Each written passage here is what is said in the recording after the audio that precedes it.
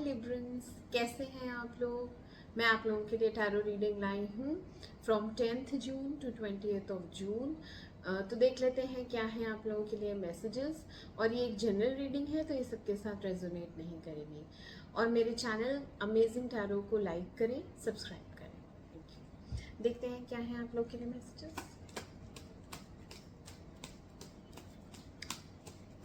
Messages for Libra 10th to 20th of June. Libra यानी तुला राशि, तुला राशि वालों के लिए मैसेजेस दें। एंजल्स प्लीज गाइड करें, बताएं क्या है उनके लिए messages.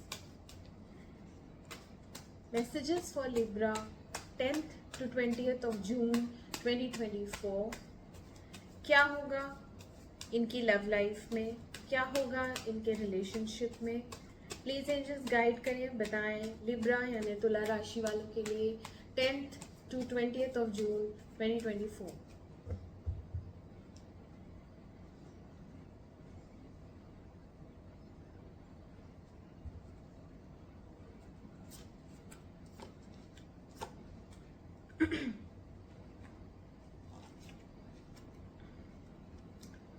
clarify 2 of cups, clarify करें 2 of cups।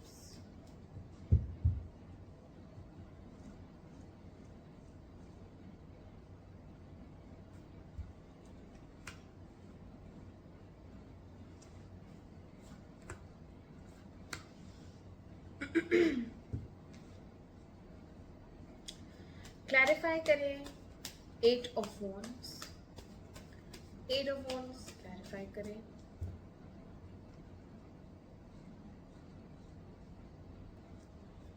क्लैरिफाई करें 8 of wands।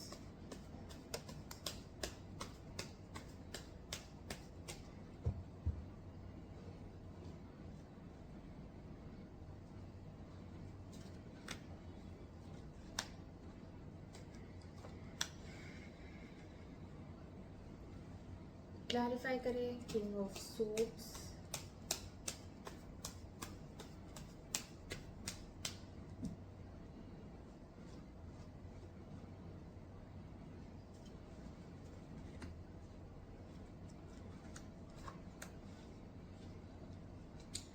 Please clarify 8 of swords,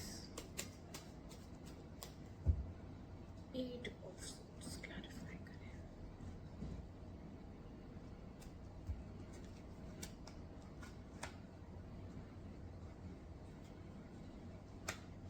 okay Librans, आपकी रीडिंग स्टार्ट करते हैं। तो यहाँ पे आया है टेम्परेंस विद 10 of swords, ठीक है।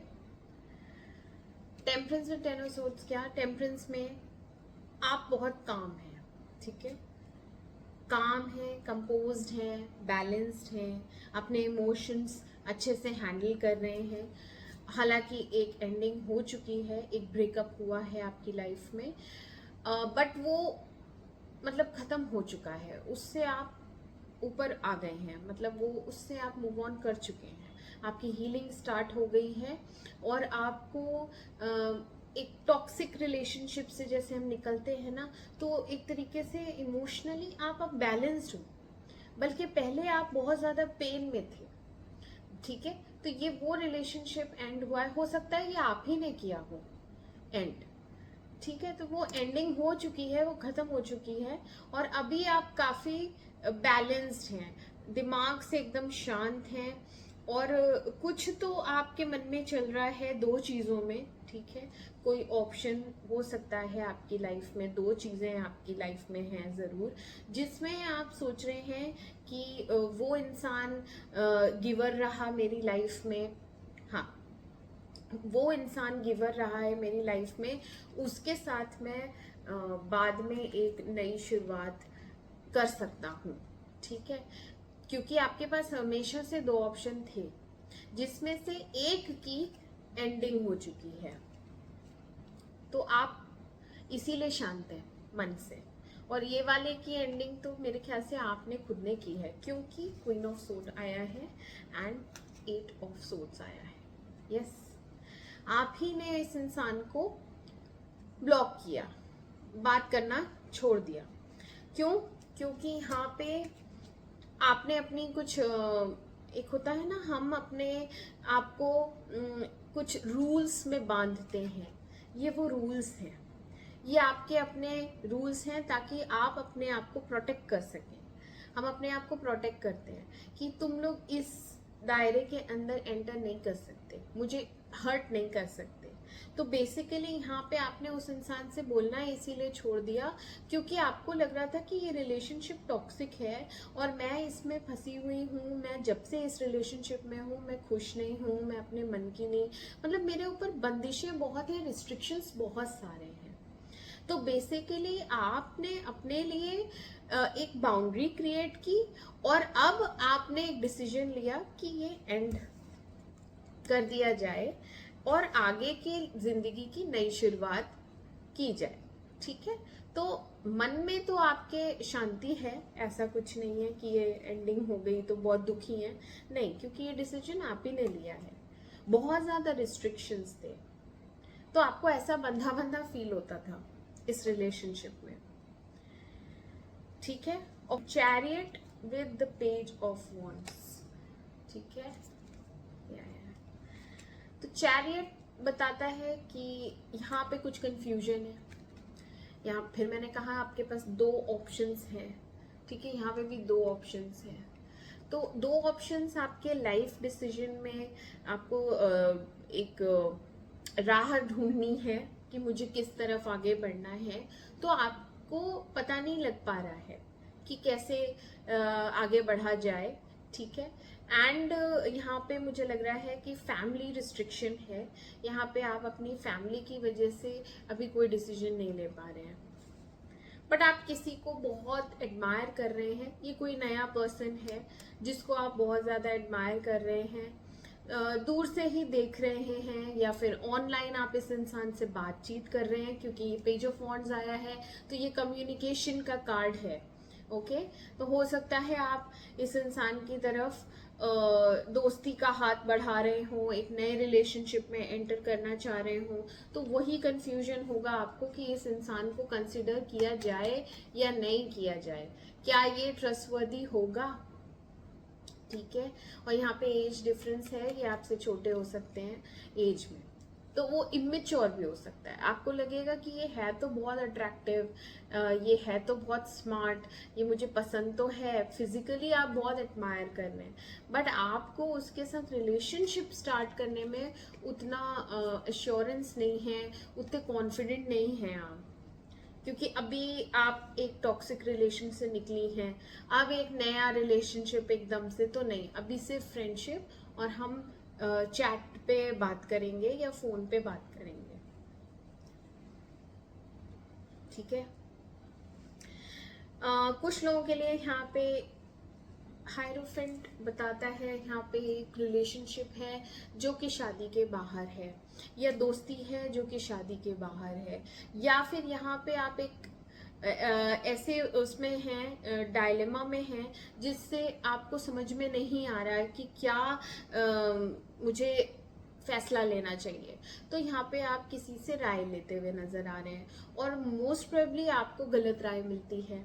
आपको अंदर से पता होता है कि ये इंसान ठीक नहीं बोल रहा है, ये इंसान मुझे ठीक नहीं बता पा रहा है, फिर भी आप दूसरों से पूछ रहे हैं। यहाँ पे भी आप दूसरों से पूछ रहे हैं, यहाँ पे भी आप डिसीजन नहीं ले पा रहे हैं। दो चीजें हैं, मैंने यहाँ पे भी बताया था आपके पास दो ऑप्शंस हैं। आप बहुत शांत मन से बैठी हैं कि वो दूसरा तो ऑप्शन मेरे पास है ही, लेकिन इधर कुछ एक दो दिन में ही कुछ चेंजेस ऐसे हुए हैं कि अब आप उस दूसरे ऑप्शन के लिए भी एडमेंट हो रही हैं। एडमेंट मतलब रिलक्टेंट हो रही है क्योंकि समझ में नहीं आ रहा कि ट्रस्ट करें कि नहीं करें। यहाँ ट्रस्ट इश्यूज हैं।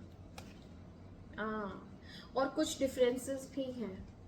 जो दूसरा ऑप्शन है उसके साथ आपका यूनियन नहीं हो पा रहा है, या इक्वल गिव एंड टेक की प्रोसेस नहीं हो पा रही है, क्योंकि यहाँ डिफरेंसेस हैं ओपिनियंस में, यहाँ पे विचारों में मतभेद है। ठीक है, अगर आप कमिटमेंट चाहते हैं तो वो इंसान कमिटमेंट नहीं देना चाहता है। क्यों? क्योंकि वो पेज ऑफ वॉन्ड्स है।